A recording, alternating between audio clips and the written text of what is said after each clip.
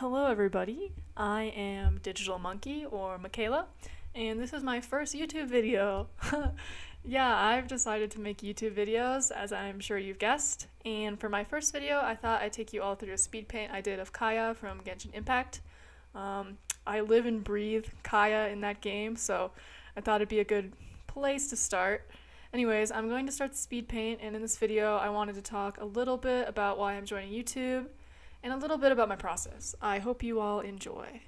Alright, so a quick intro on this piece real quick. It's fairly old. I said quick twice. Leave me alone.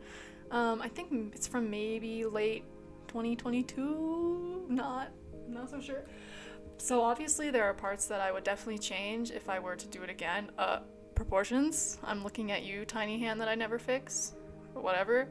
But I think that there's still a lot that's valuable in it, so I still wanted to post it. The painting style especially is pretty similar to what I do now, and I think this was the first piece where I felt like I really had some semblance of how to color in the way that I wanted. So even though there are things that I'm not super happy with, I still think of this process pretty positively because of what I learned painting-wise. Anyways, going back to the question of why I'm joining YouTube, honestly, I've thought about doing it for a while, but always sort of in the mindset of like, I guess I could hypothetically do this when I'm better, or I'll start when I have more free time in the future, stuff like that.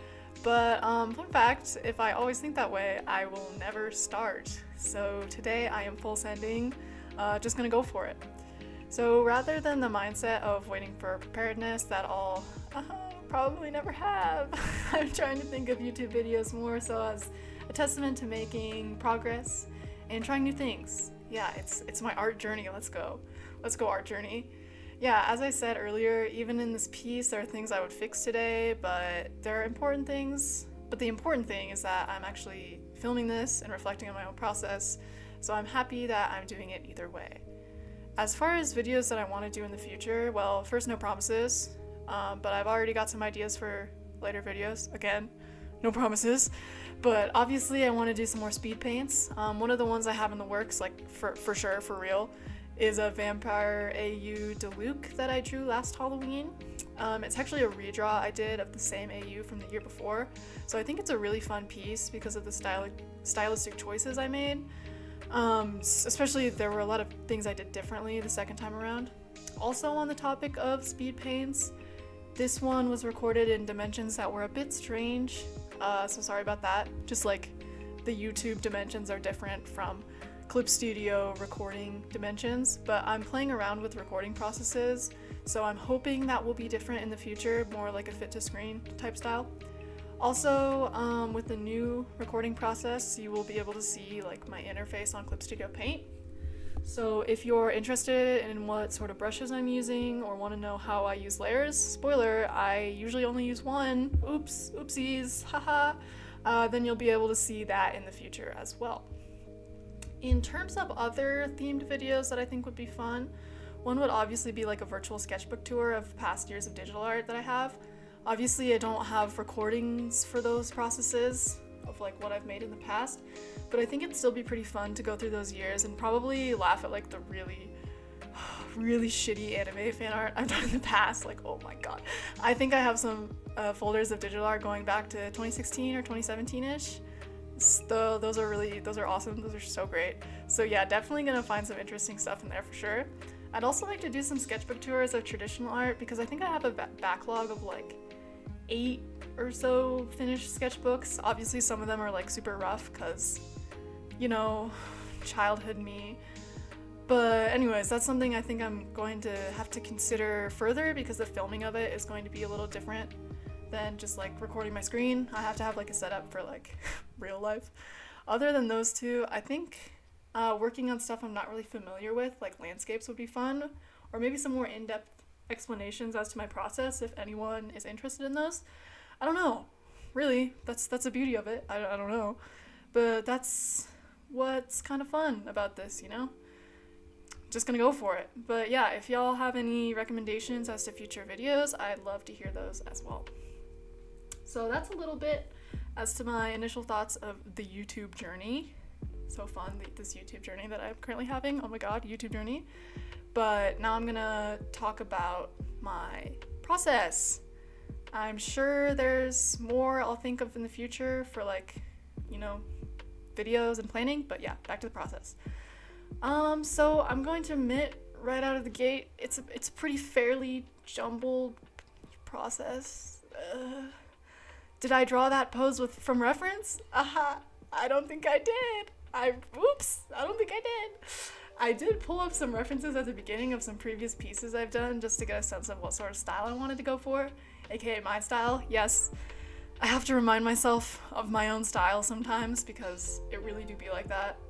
And then I also pulled up some Genshin official art of Kaeya, just a color pick, I think. I don't know if those colors are the same. Anyways, another thing y'all might have noticed is that I went really quickly from sketching to painting, and that's because my brain absolutely rejects doing detailed line art. Like, I know a lot of people love it, and I also do enjoy it when I draw traditionally, which is kind of strange, but something about doing it digitally just, it feels so tedious to me and just like not it. To each their own, I suppose.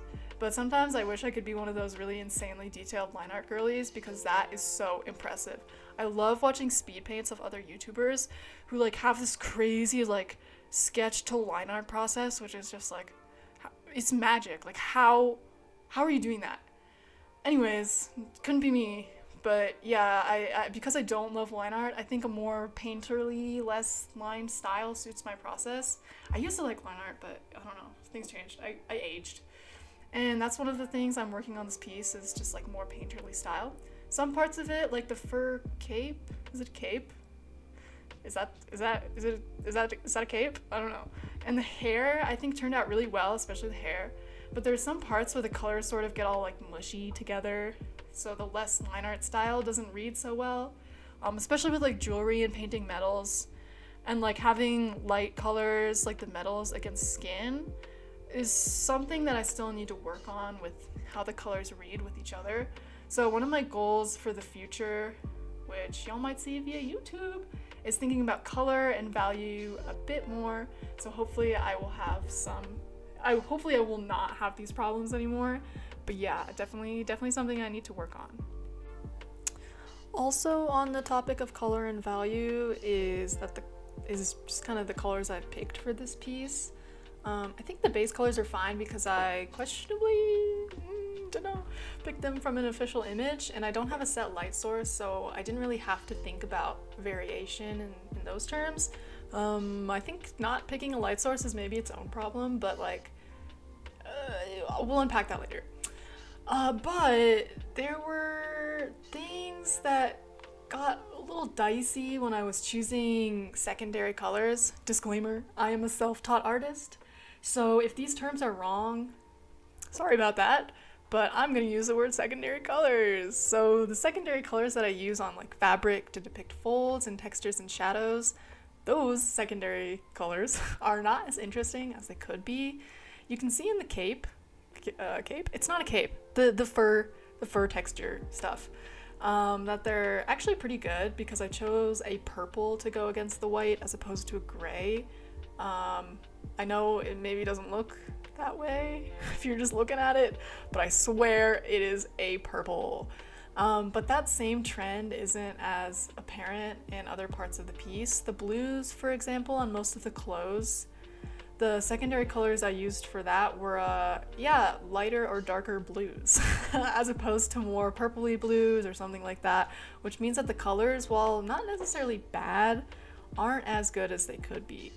Same thing with the face, but I think my problem there was for more of a different reason, mainly that I was scared of choosing a tone too different, considering the soft shading going on in the face, as opposed to like the harder shading in the clothes. I did a piece recently with a similar skin tone, so I promise you I get much better at blending skin and choosing better tones. But for now we get to look at dark brown as the choice of secondary color, as opposed to something more interesting like with cool tones or warm tones or whatever.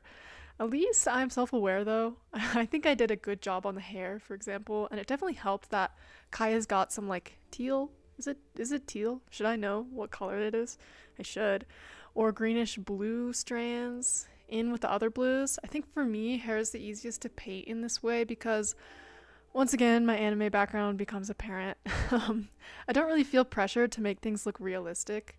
Misleading sentence there. I mean, look at the super realistic fantasy man with blue hair. But I mean realistic in the way that I'm trying to make the cloth folds and metal pieces read like those actual textures. Whereas with hair, I'm just like, make some fun sharp strokes with a brush and alternating colors and it'll look cool. Yeah, my process is sort of head empty when it comes to hair, which I can't complain about because it's pretty fun. Yeah, more or less, I just kind of this is what I got. That's my hair process, and I think it looks good. So, once again, not complaining. The other thing which I think is contributing to my colors and values is the gray background.